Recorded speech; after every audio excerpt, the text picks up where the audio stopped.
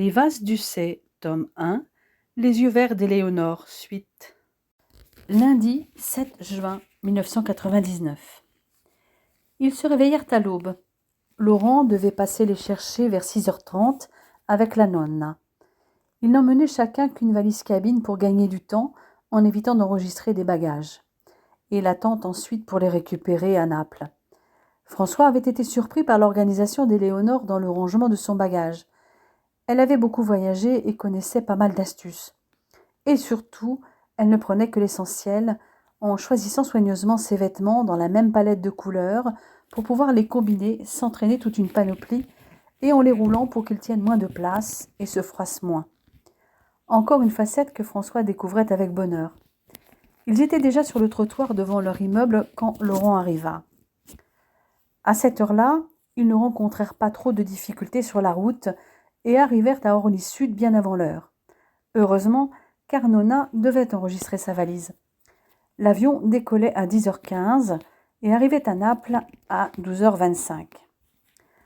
Durant le vol, ils sommeillèrent pendant une bonne heure, serrés l'un contre l'autre, sous l'œil attendri d'Antonella. Durant la fin du voyage, Nonna et Éléonore papotèrent. La vieille dame voulait tout savoir d'Éléonore et surtout de son attachement particulier pour l'Italie, dont elle avait déjà visité beaucoup de régions. Elle connaissait déjà bien la région de Naples et toute la côte amalfitaine. En revanche, si elle connaissait Capri, elle ne connaissait ni Ischia ni Procida. François était fasciné par l'aisance avec laquelle Éléonore parlait l'italien, mais il se surprit lui-même en écoutant sa grand-mère et sa femme, car il comprenait tout sans difficulté ou presque. Et il se prit au jeu et s'efforça aussi de le parler, ce qui ravit Nonna.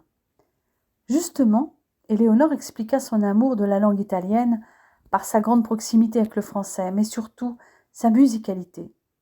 Et François n'ignorait pas combien la musique était importante pour sa femme.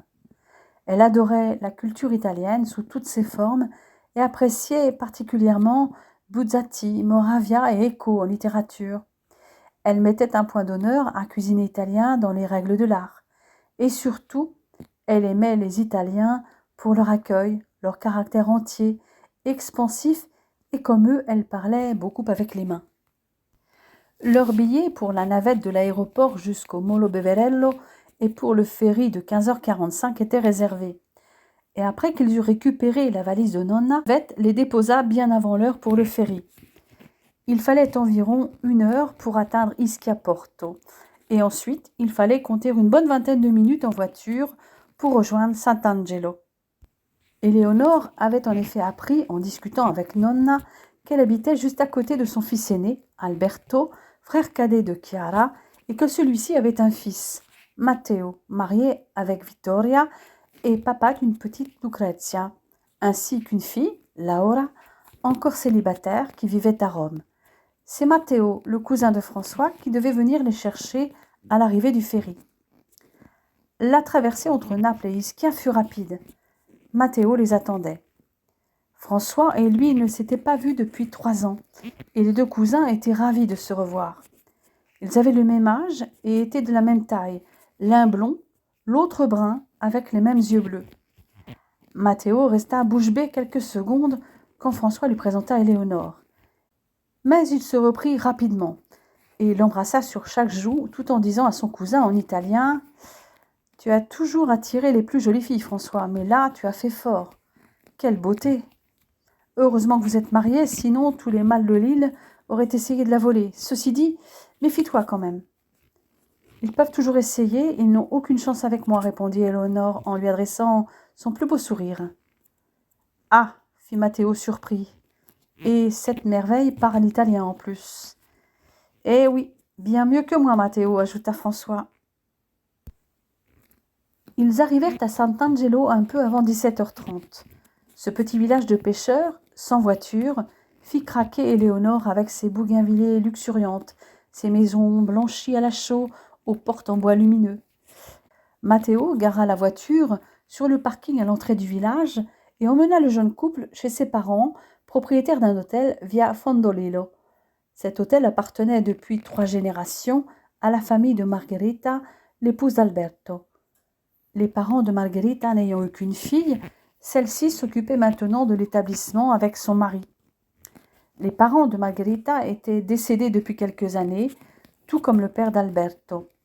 Antonella habitait toujours sa petite maison, située à 100 mètres de l'hôtel, mais passait généralement ses journées dans l'établissement, où elle aimait donner un coup de main en cuisine au chef, son petit-fils Matteo, et à ses commis. Vittoria assurait les fonctions de gouvernante. Nul doute que Matteo et son épouse reprendraient les rênes de l'établissement familial un jour. En ce début de juin, il y avait bien quelques touristes, mais rien à voir avec l'afflux des mois de juillet et août, où la population de Sant'Angelo pouvait être multipliée par 4. Donc, en cette période encore calme, toute la famille Mazzella était disponible pour accueillir les cousins français. Éléonore, comme d'habitude, sut trouver les mots justes pour chacun et séduisit ses hôtes. Une personne, en particulier, fut attirée par la jeune femme, une petite personne qui ne mesurait pas plus d'1 mètre, Lucrezia. La fillette, âgée de 2 ans, était une petite brunette aux yeux bruns et aux cheveux noirs, avec une adorable frimousse, et ressemblait beaucoup à sa maman. Elle regardait Éléonore avec admiration. La jeune femme la prit dans ses bras pour embrasser chacune de ses joues rebondies et se présenta. « Bonjour Lucrezia, comme tu es jolie. Moi je suis Éléonore. » Elle dit son prénom en italien. « Eleonora. »« Lenora, » répéta Lucrezia. « Tu peux m'appeler Nora, ce sera plus facile. »« Nora, » répéta l'enfant avec un sourire radieux. La petite fille s'accrocha à son cou et lui fit un gros câlin. La famille regardait la scène avec attendrissement. Vittoria, elle, était étonnée de la réaction de sa fille. D'habitude, elle ne va pas aussi facilement vers les personnes qu'elle ne connaît pas. Portant toujours Lucrezia, Éléonore s'approcha de François, qu'elle embrassa sur les lèvres. « Et là, tu vois, c'est mon amoureux, François. Mais tu peux l'appeler Ciccio si tu préfères, dit-elle tout bas à l'oreille de la petite fille. « Ciccio » répéta l'enfant avec un sourire ravi à l'adresse de François, qui regardait avec tendresse sa femme et la petite fille. Alberto regardait d'un air stupéfait sa nouvelle nièce. « Eh bien, François, en tout cas, Éléonore sait comment s'y prendre avec les enfants. Tu vois ce qu'il te reste à faire ? Et manifestement, François, tu attires toujours autant les filles. Même la mienne a l'air de s'être entichée de toi, dit Matteo en riant. Vittoria proposa alors de mener les jeunes mariés dans leur chambre. Margherita prit sa petite fille dans ses bras, afin que François et Éléonore puissent monter leurs valises dans leur chambre précédées par Vittoria. Margherita et Alberto leur avaient dévolu une chambre avec une terrasse privée, avec vue sur mer et dotée d'une grande baignoire. « Vous devez être fatigués du voyage. Prenez le temps de vous détendre. Nous dînons rarement avant 21h, quand la salle de restaurant commence à se vider. Vous êtes ici chez vous. De toute façon, je vous appellerai dès que ce sera prêt. »« Merci pour tout, Vittoria, » dit François. François emmena Éléonore sur la terrasse. De là, la vue était sublime sur la mer. À 50 mètres de l'hôtel se trouvait la plage du Fumarole, dans le prolongement de laquelle se trouvait la plage des Maronti. Une magnifique plage de sable noir longue de 3 kilomètres, couramment appelée les Maronti. Si je devais te montrer une seule chose ici à Sant'Angelo, ce serait sans aucun doute le coucher de soleil. Il est sublime, mais il est encore tôt. Qu'as-tu envie de faire en attendant ? Prendre un bain avec toi ? Excellente idée, jeune femme, dit François.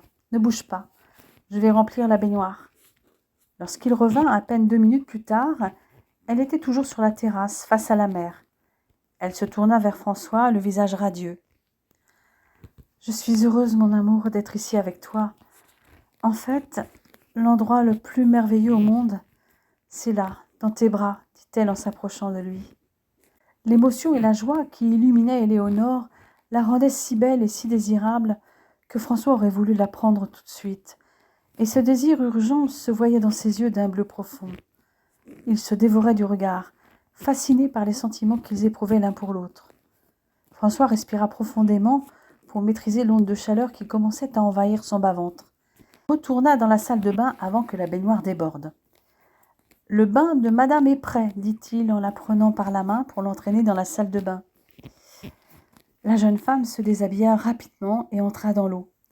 François ne put détacher ses yeux du corps souple et déjà légèrement hâlé, pendant que lui-même se déshabillait.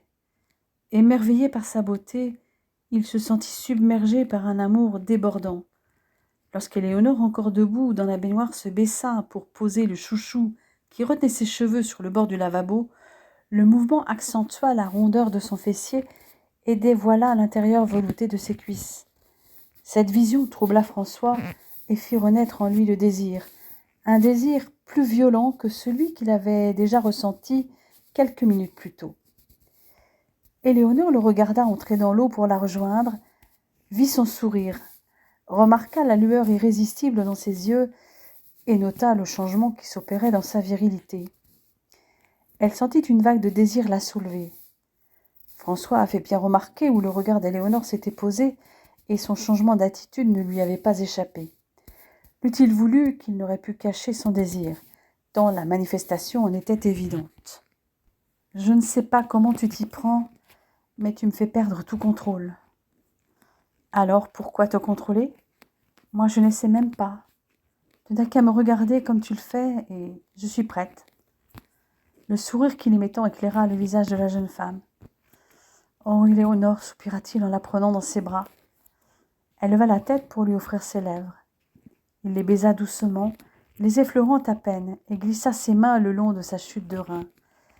Elle aimait ses caresses et y répondit. Il se pencha pour embrasser ses seins fermes et l'attira vers lui. Elle sentit son membre dur et chaud se presser contre son ventre. Mais le geste de François l'avait déséquilibrée. « Je crois que nous ferions mieux de nous asseoir, dit François. » Ils s'assirent tous les deux face à face. L'eau arrivait juste en dessous des mamelons d'Éléonore. François se pencha pour en chatouiller un à petits coups de langue. Un frisson la parcourut et son corps tout entier se cambra. Éléonore était si palpitante de désir qu'un simple frottement sur son mamelon érigé propageait dans tout son corps des vagues de jouissance. D'une main, François l'attira contre lui et suça son sein. Ses lèvres effleurèrent la peau satinée, remontèrent le long du cou, s'attardèrent sur son oreille et trouvèrent enfin les lèvres d'Éléonore. Elle les entr'ouvrit pour que la langue de son amant s'y glissât. La jeune femme sentit une main de François se glisser entre ses cuisses et ouvrir ses lèvres. Une agréable chaleur irradia son ventre quand il caressa le petit bouton durci, siège de ses plaisirs. Elle se laissa envahir par cette lame de jouissance, mais décida soudain que tout allait trop vite. Elle était sur le point de succomber. Elle s'arracha à l'étreinte et l'éclaboussa en riant. « Ah, tu veux jouer à ça » dit-il en ripostant. Éléonore sourit. François se mit alors à genoux entre ses jambes en continuant de l'éclabousser copieusement, ce qui ne resta pas sans réponse. Mais le jeu cessa quand François lui tendit les bras et quand enlacés leurs lèvres se rencontrèrent. « Tu veux peut-être que je t'aide à te laver » chuchota-t-il à son oreille, glissant une main entre ses cuisses. « Non, c'est moi qui t'aide, dit-elle en prenant son membre tendu entre ses mains et en faisant coulisser ses doigts mouillés pour dénuder le gland. Les mains d'Éléonore provoquèrent une excitation intense chez le jeune homme, et quand elle prit l'extrémité de la verge en sa bouche, ses lèvres lui parurent brûlantes. Le va-et-vient de cette bouche, la langue de la jeune femme qui s'enroulait autour du méa le firent gémir. Il éprouva alors un plaisir si violent qu'il ne put se contenir. Son ardeur s'accrut encore et explosa dans la bouche d'Éléonore pendant que des vagues de jouissance le parcouraient. Il écarta sa compagne. « Si nous sortions de cette baignoire ?» Éléonore lui sourit. Il sortit du bain, s'essuya rapidement et lui prit la main pour l'aider. Il l'enveloppa dans un drap de bain et la porta jusqu'au lit. S'étendit à côté d'elle et s'appuya sur un coude pour la regarder.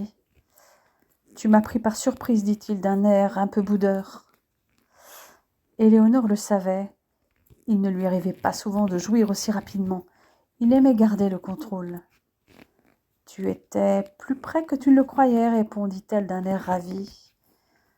Tu as l'air bien contente de toi. Ce n'est pas souvent que je peux te surprendre. Toi, en revanche, tu me surprends toujours. Tu me connais si bien, et chaque fois le plaisir est de plus en plus intense. Il se pencha pour effleurer ses lèvres. Elle ouvrit la bouche pour accueillir sa langue. Il aimait effleurer sa peau de ses doigts, la serrer contre lui. Il explora sa bouche doucement, et elle fit de même. Puis il sentit le désir émerger de nouveau en lui. Il continua un long moment à l'embrasser, puis il descendit vers le cou qu'il mordilla.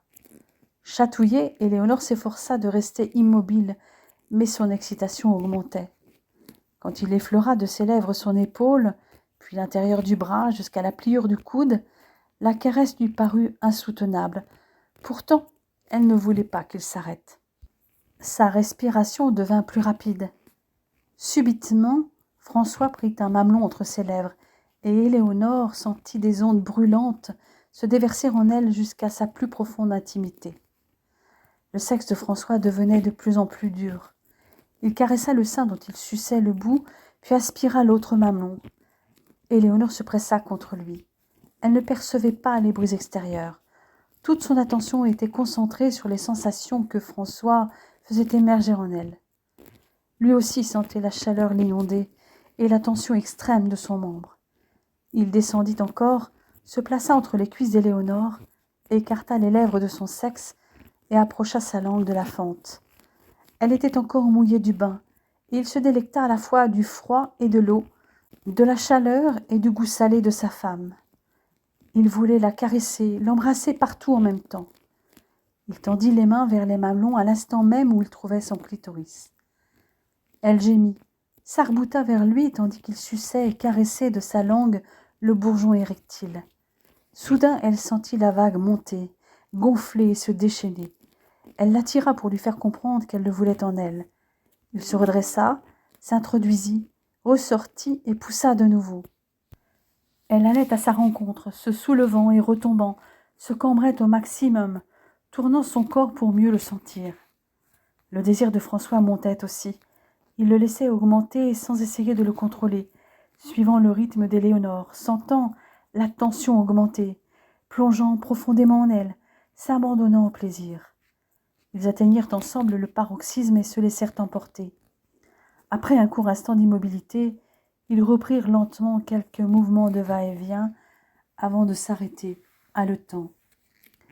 Les yeux clos, Éléonore écoutait la légère brise du dehors qui faisait bruisser le feuillage des citronniers et des lauriers roses sur la terrasse. Elle sentait encore sur ses lèvres le goût de la peau de François, sur son corps la caresse de ses baisers. Elle voulait prolonger la sensation du corps de son amant sur le sien. Quand il se retira d'elle et la regarda, elle souriait, rêveuse, somnolente. Après une bonne douche, elle rejoignit François sur la terrasse. Elle se blottit tout contre lui pour admirer les couchers de soleil. À cette heure, il ne plongeait pas encore tout à fait dans la mer, juste derrière le promontoire rocheux terminant la langue de sable qui le reliait à la marina. Mais la mer avait déjà pris des reflets mauves. Le ciel était couvert de bandes orangées et or qui tranchaient avec la voûte bleu-azur. La plage de Maronti était quasi déserte et les plagistes rangeaient les transats et les parasols. Il était près de 21 heures. Ils descendirent donc rejoindre toute la famille. Nonna les aperçut la première. Comme le reste de la famille n'était pas encore prêt à dîner, elle leur proposa de visiter l'établissement dont Éléonore n'avait vu qu'une partie. Elle découvrit avec ravissement la piscine remplie d'eau thermale et son immense terrasse avec vue, le spa, le bar non loin de la piscine, le grand salon et son piano à queue. En voyant l'instrument, la jeune femme se tourna vers Nonna. « Je peux ?» Elle lâcha la main de François et s'assit au piano. Elle commença à plaquer quelques accords, mais François l'interrompit en s'asseyant à côté d'elle et en commençant à jouer de la main droite pendant qu'il l'enlaçait de son autre main. Il s'arrêta un instant pour la regarder. Éléonore plongea ses yeux émeraudes, étonnés, dans les yeux bleus de François. « Je ne suis qu'à moitié surpris que tu joues du piano, mais toi, tu as l'air estomaqué de me voir jouer. »« Surtout agréablement surprise, répondit-elle en l'embrassant. Je n'étais pas sportif, enfant, mais mes parents m'ont incité à apprendre le piano pour me sortir de mes bouquins. Ça m'a plu et j'ai continué pendant des années, mais pas jusqu'au conservatoire comme mon frère. J'avais effectivement vu le piano dans le salon de tes parents, mais j'avais pensé que c'était Louis qui en jouait. Effectivement, Louis en joue, mais mes parents ont acheté ce piano pour moi au départ. On essaie de jouer à quatre mains demanda Éléonore. Un classique, comme la lettre à Élise, ça te va? Ok, essayons. Ils jouèrent ensemble quelques minutes sous les yeux ravis de la nonne. À l'issue de cet essai, François jeta un œil rapide aux partitions disponibles. Deux d'entre elles attirèrent son attention et il les posa sur le pupitre. « Je pense que tu vas reconnaître tout de suite de quoi il s'agit, dit-il en commençant l'intro. Elle lui sourit en hochant la tête, se leva pour s'appuyer au piano et commença à chanter « Kissing You ». Les quelques clients de l'hôtel qui n'avaient pas encore rejoint leur chambre s'arrêtèrent pour écouter. Lors de la partie instrumentale, Éléonore ne put s'empêcher de danser avant de reprendre le chant, sans s'apercevoir qu'une bonne dizaine de personnes s'étaient regroupées dans le salon. Ce furent les applaudissements qui les sortirent de leur bulle. « Je vois que tu n'as pas perdu la main, François, et toi, Éléonore, tu es surprenante, dit Nonna. « Et tu n'as pas tout vu, rétorqua François qui se mit à jouer Wind of Change. Éléonore lui déposa un baiser dans le cou et se mit à danser sous les yeux admiratifs des clients et de sa nouvelle famille italienne. Quand la musique se tut, le public applaudit le couple d'artistes. Une voix s'exclama en allemand « Éléonore de Du hast dich nicht verändert ». Éléonore regarda du côté d'où venait la voix, et un grand sourire apparut sur son visage. François, qui s'était retourné, sentit sa gorge se serrer à la vue de ce sourire ravi, destiné à l'homme séduisant qui venait de l'interpeller et vers lequel elle se dirigeait. Les cheveux blonds, presque blancs, et des yeux bleus très clairs, une mâchoire anguleuse. Qui était ce type qui prit Éléonore dans ses bras en l'embrassant sur chaque joue? Éléonore revint vers lui avec l'inconnu. Le regard de François s'était durci, et la jeune femme s'en aperçut aussitôt. « François, je te présente Thomas Winkler. Tu te rappelles? 89, la chute du mur. »« Oui, en effet, enchanté, » répondit François d'une voix froide. « Éléonore, laisse-moi te présenter mon compagnon, Dieter, dit Thomas, en faisant signe à un homme brun aux yeux d'un noir profond qui était resté à l'autre bout du salon. Éléonore jeta un coup d'œil discret à François, qui parut d'un coup se décoincer. « Il est jaloux, pensa-t-elle amusée. Les deux couples discutèrent quelques minutes et se donnèrent rendez-vous au bar le lendemain soir pour faire plus ample connaissance. Éléonore et François rejoignirent leur famille pour le dîner. Si tes yeux avaient été des pistolets, Thomas n'aurait pas survécu longtemps. Éléonore, je tiens à toi plus que tout. Quand j'ai vu Thomas, si séduisant, blond aux yeux bleus, un genre qui semble te plaire, même si mes cheveux sont plus foncés et mes yeux moins clairs, j'ai eu de nouveau peur de te perdre. » Il s'arrêta et la prit dans ses bras, enfouissant son visage dans ses cheveux, la gorge serrée. « Éléonore, mon Éléonore, si jamais je te perdais... » Un frisson d'inquiétude parcourut Éléonore, qui le serra plus fort dans ses bras. « Je t'aime à la folie, mon amour. Je suis à toi, rien qu'à toi. Je n'imagine pas la vie sans toi, lui murmura-t-elle. Et comme tu vois, mes amis masculins sont gais, ajouta-t-elle avec un petit sourire entendu. Et ça me soulage. Tu ne peux savoir à quel point, répondit-il plus détendu, en l'embrassant fougueusement. Au cours du repas familial, les questions fusèrent de toutes parts, sur leur rencontre, sur le passé d'Éléonore. Ils se plièrent volontiers à cet interrogatoire en règle, depuis leur coup de foudre, la réticence initiale de François à se laisser aller à ses sentiments profonds, leur découverte mutuelle de leurs points communs. Tous s'étaient rendus compte à quel point ces deux-là s'aimaient. Ils avaient tous remarqué comment Éléonore regardait son François, comment François la contemplait elle, comment leurs mains se cherchaient, leurs corps se touchaient. L'histoire d'Éléonore les surprit beaucoup. Son passé de danseuse professionnelle, les personnalités qu'elle avait côtoyées, son choix d'exercer un métier difficile qu'elle adorait, ses compétences dans ce domaine vantées par François. Toutefois, ce qui les avait séduits dès le départ, C'était certes sa beauté, mais surtout sa gentillesse, sa capacité à écouter, son empathie. En fait, François et elle étaient semblables, aussi beaux l'un que l'autre, sensibles, artistes, soucieux de l'environnement. Si ce n'est qu'Éléonore avait poussé son côté artistique beaucoup plus loin et était beaucoup plus sportive que François. Alberto donna le signal de fin pour les conversations. « Il est tard et je pense que tout le monde a besoin de repos. Nous pourrons continuer demain et les jours suivants puisque nos amoureux restent quelque temps avec nous.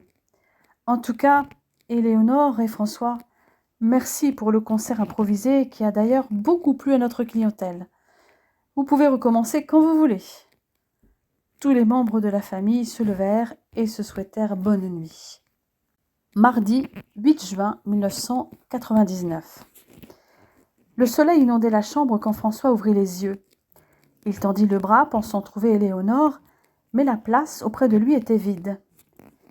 Il se redressa sur un coude et l'aperçut sur la terrasse en pleine séance de yoga. Il sourit et la contempla pendant qu'elle exécutait lentement chaque asana. Qu'elle était belle, seulement revêtue d'une brassière et d'un shorty. Il était toujours admiratif de sa souplesse, de cette capacité à mouvoir son corps, étirer ses muscles, tenir en équilibre là où lui se cassait systématiquement la figure. Elle aimait finir sa séance par un équilibre sur la tête, avant la relaxation et les exercices de respiration profonde. Il savait que, juste après, elle allait enchaîner avec quelques minutes de méditation. Quand il la vit s'asseoir en tailleur, il se leva pour la rejoindre, enfilant prestement un short. Il aimait ce moment où, l'un à côté de l'autre, ils se concentraient sur leur respiration, parfois sur un objet ou plus rarement un son. Quand il s'assit à côté d'elle, elle se glissa vers lui pour un profond baiser et, contrairement à son habitude, elle ne se replaça pas à côté de lui. Elle s'assit de manière à ce que son dos touche le sien. « Ce matin, petit changement, dit-elle. Nous allons nous concentrer chacun sur la respiration de l'autre jusqu'à nous synchroniser. » « Bien, coach. » Ils fermèrent les yeux et tentèrent de synchroniser leur respiration, inspirant et expirant ensemble. Cela fut difficile au début, mais au bout de 2 minutes, ils furent en phase l'un avec l'autre. Ils continuèrent de respirer de manière synchronisée pendant quelques minutes. Éléonore commença alors à se balancer d'un côté puis de l'autre. Il la suivit dans le mouvement, inspirant lorsqu'il se penchait d'un côté et expirant quand il s'inclinait du côté opposé. L'un et l'autre vidèrent leur esprit de toute pensée et restèrent pendant quelques minutes concentrés sur ce lent balancement de leur corps qui ne faisait plus qu'un, et la synchronisation de leur respiration. Éléonore changea le sens du balancement pour aller d'avant en arrière, pendant quelques minutes supplémentaires. François la sentit alors changer de position. Il ouvrit les yeux. Elle était assise en tailleur, face à lui. Ils se regardèrent dans les yeux en reprenant la respiration synchronisée. Immanquablement, Éléonore eut envie de rire. Ni l'un ni l'autre ne résistèrent et ils se laissèrent emporter par l'émotion du moment. Éléonore se retrouva allongée sur le corps de François et chercha ses lèvres. Elle interrompit le baiser, se leva d'un bond et lui tendit la main. « Viens, nous serons mieux sur le lit pour continuer à nous synchroniser, lui lança-t-elle, avec une lueur malicieuse dans ses yeux verts. Ils se déshabillèrent l'un l'autre, pressés de se retrouver peau contre peau. Leur corps ressentait l'urgence de se fondre l'un dans l'autre. Les yeux d'Éléonore s'emplissaient du visage de François. Comme il était beau, sa bouche sensuelle, ses yeux d'un bleu si profond avec ce regard si tendre qui déclenchait systématiquement son désir. Son regard la bouleversait toujours. Ses doigts caressaient ses épaules, glissaient sur sa poitrine puis le long de son ventre. Elle continua sa progression jusqu'au sexe déjà dressé qu'elle caressa jusqu'à ce qu'il durcisse encore. Elle enjamba alors le corps de son mari et s'empala avec lenteur sur sa verge tendue à l'extrême. Elle lui fit l'amour, modulant la progression de son plaisir sur le sien, ralentissant ses mouvements quand elle le sentait prête à exploser, surveillant son effet sur le visage de François. Agrippés l'un à l'autre, Ils ne se lâchaient pas des yeux, voyant l'un et l'autre l'effet du plaisir sur leurs physionomies respectives. Éléonore se cabra sous l'effet de la jouissance. François se rassasia de l'image de la jeune femme à ce moment précis et se répandit en elle, ses yeux bleus perdus au fond de ses yeux émeraudes. Le temps restait comme suspendu. Combien de temps? Ils l'ignoraient l'un et l'autre. Avec un gémissement, elle se laissa retomber sur lui. Ils restèrent emmêlés jusqu'à ce qu'Éléonore reprenne connaissance. Leurs corps se séparèrent à regret. François suivit Éléonore des yeux quand elle se leva pour aller se doucher. Bon sang, quelle chute de rein, pensa-t-il. Il ferma les yeux et laissa son esprit vagabonder, visualisant mentalement les images du corps nu de sa femme. Quand elle revint, il n'avait toujours pas bougé. « François, François, reviens avec moi. »« Mais je suis avec toi, mon amour. Je méditais, et l'objet de ma méditation, c'était ton corps. Tu es incorrigible, dit-elle en s'agenouillant sur le lit auprès de lui. Et toi aussi, tu es incorrigible. D'où t'est venue cette idée de méditer en couple ?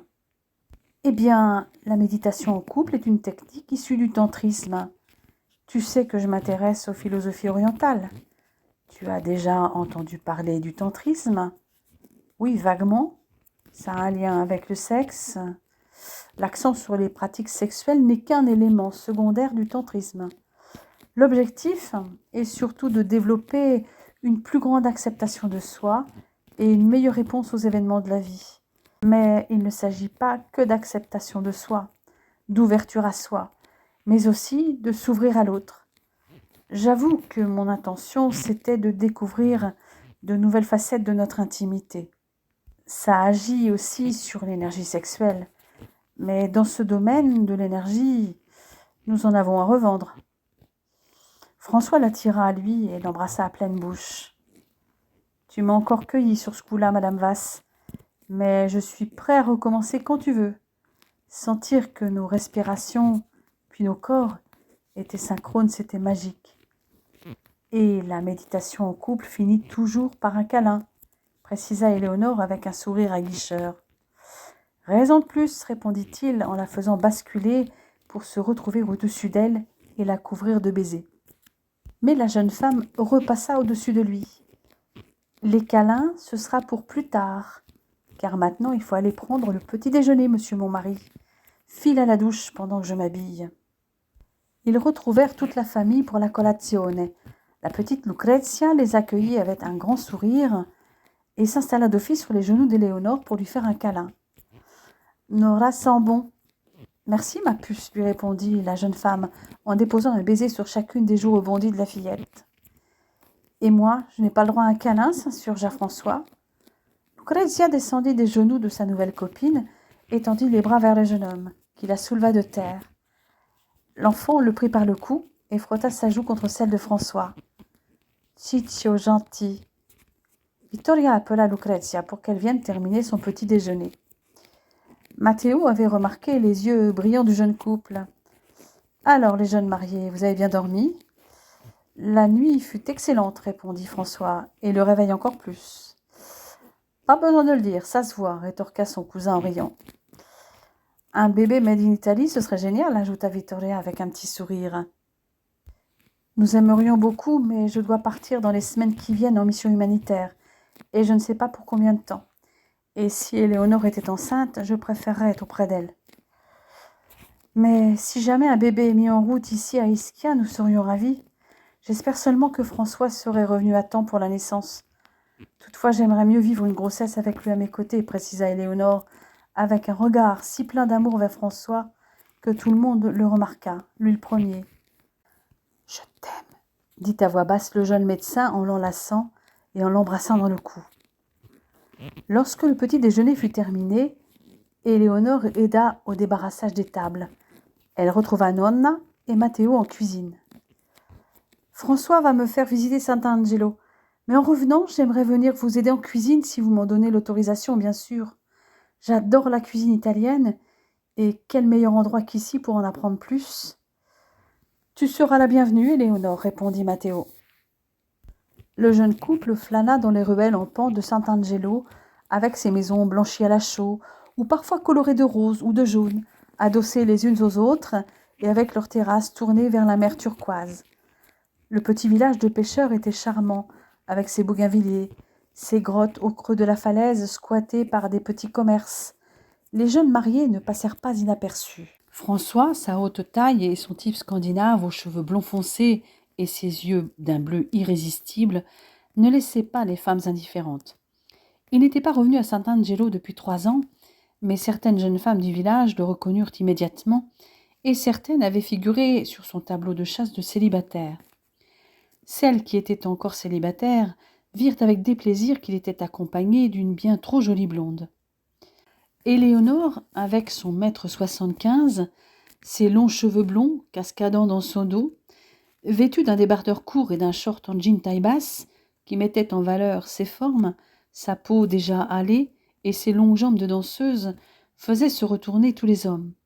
Certains laissèrent échapper un sifflement d'admiration. Les personnes qui connaissaient François depuis son plus jeune âge le hélaient au passage pour lui demander des nouvelles de sa mère et de ses frères, et profitaient de l'occasion pour se faire présenter la jeune femme. La nouvelle se répandit donc dans le village que François était marié, détruisant les espoirs de ses anciennes conquêtes qui auraient bien aimé remettre le couvert avec le beau médecin français. Vers 11 h, ils étaient de retour à l'hôtel de la famille Mazzella. Comme prévu, Éléonore se rendit en cuisine. Elle enfila une tenue adéquate et enferma ses cheveux dans une charlotte, comme tout le personnel de cuisine. Elle aida surtout Nonna, qui lui donna quelques-unes de ses astuces.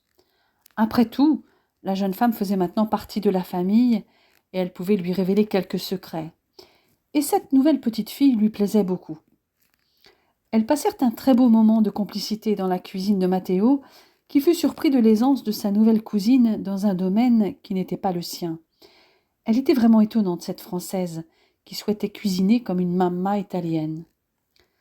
François et Éléonore avaient rendez-vous en début d'après-midi avec le prêtre officiant à l'église San Michele Arcangelo, située dans un des plus beaux endroits de l'île d'Ischia, entre le centre du village et la plage du Fumarole. Nonna les accompagna. La date qu'ils avaient prévue n'était pas dans une période de carême ou de culte de la Vierge Marie. D'ailleurs, le mois de mai aurait été inenvisageable pour Éléonore. Ce mois de la Vierge était aussi respecté en France qu'en Italie par les catholiques. Le dimanche, constituant un jour excellent pour une union et considéré comme porte-bonheur par les Italiens, ils avaient choisi le 4 juin. La première rencontre avec le prêtre fut très chaleureuse. Le fait que Nonna le connaissait, qu'Éléonore maîtrisait parfaitement l'italien et que François soit lui aussi de plus en plus à l'aise avec la langue, facilita les échanges. Comme en France, se marier à l'église requérait au préalable une préparation. Ils prirent donc rendez-vous pour des entretiens avec le prêtre et d'autres couples qui demandaient aussi le mariage à l'église pendant la période où ils séjournaient à Ischia. Ils étaient dans les temps pour ces démarches. Il ne resterait plus qu'à fournir les documents nécessaires afin de confirmer la date espérée. Acte de naissance, de baptême, de mariage civil, liste des témoins. Le prêtre se montra rassurant quant à la date. Ils raccompagnèrent Nonna et allèrent se plonger dans la piscine d'eau thermale de l'hôtel avant de paresser sur les transats en attendant l'heure de leur rendez-vous avec Thomas éditeur. Ils montèrent se changer et les attendirent dans le salon.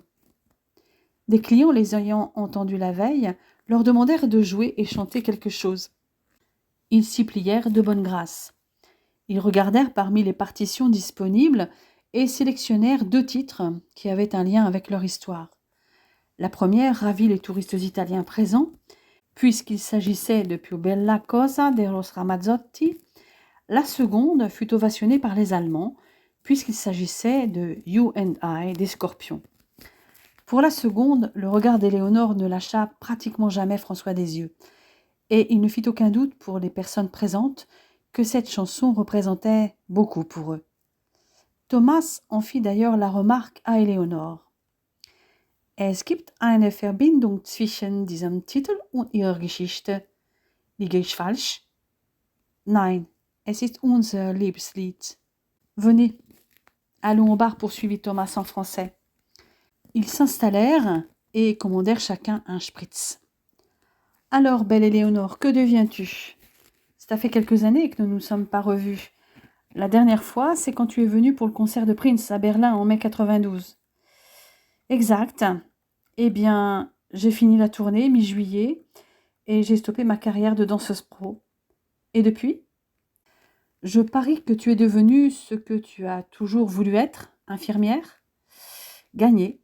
Et j'ai rencontré et épousé l'homme magnifique qui est juste à côté de moi. Et qui est pianiste? Non, répondit François amusé. Médecin, plus précisément interniste. Et toi, Thomas? Demanda Éléonore. Eh bien, je suis devenue professeur de danse, mais Steph a dû te le dire. Oui, effectivement. Et toujours à Berlin? Non, à Munich. Et où vous êtes-vous rencontrés tous les deux avec Dieter? Ici, il y a 3 ans, et chaque année, nous revenons pour la date anniversaire. Et toi, Dieter, que fais-tu dans la vie? Tu n'es pas danseur. Non, absolument pas. Je suis professeur de français et d'italien. Et vous deux? Qu'est-ce qui vous a amené ici? Demanda Thomas. Voyage de noces, répondit François en enlaçant Éléonore. Et pour préparer notre mariage religieux qui aura lieu ici l'année prochaine, début juin, avec ma famille italienne. Tu as ta famille ici? Oui, Alberto Mazzella est mon oncle, le frère de ma mère. Le propriétaire de cet hôtel? Donc Antonella est ta grand-mère. Ils avaient beaucoup de choses à se raconter et le courant passait très bien entre les quatre. Un groupe de touristes allemands demanda au barman de passer un titre sorti récemment en Allemagne, Mambo No. 5. D'un seul coup, Thomas se sentit des fourmis dans les pieds et invita Éléonore à danser. Sans attendre sa réponse, il l'entraîna d'office. Elle eut juste le temps d'effleurer les lèvres de François avant de se retrouver sur la piste. François et Dieter les regardèrent évoluer tout en discutant de sujets autres que la danse, notamment un qui les intéressait tous les deux, l'environnement. Les deux danseurs n'avaient pas dansé ensemble depuis longtemps. Toutefois, les automatismes revinrent assez rapidement et leur salsa sur le titre de Lou Bega attira bien des regards. Ils se déchaînèrent quand quelqu'un demanda au barman de passer Footloose. Leur jive impressionna les autres danseurs amateurs. Mais ils furent encore plus étonnés quand ils entamèrent un tango sur une musique demandée par Thomas, In the Closet de Michael Jackson. Qui aurait pensé danser un tango sur cette musique? Et pourtant, la démonstration fut plus que probante pour les personnes qui s'arrêtèrent pour admirer leur maîtrise du tango argentin. Cependant, à la fin de ce titre, Éléonore choisit d'arrêter la danse pour la soirée. « Allez Thomas, ça suffit pour ce soir, nous risquons de donner des complexes aux autres danseurs, et puis ne laissons pas nos compagnons seuls trop longtemps. » Éléonore se réinstalla à côté de François. Elle avait envie de le sentir contre elle. Il était en grande conversation avec Dieter, mais il la serra contre lui instinctivement. Les 4 amis, anciens et nouveaux, continuèrent à refaire le monde jusqu'à l'heure du repas, quand Éléonore et François retrouvèrent la famille. Ils avaient encore quelques jours pour reprendre leur discussion.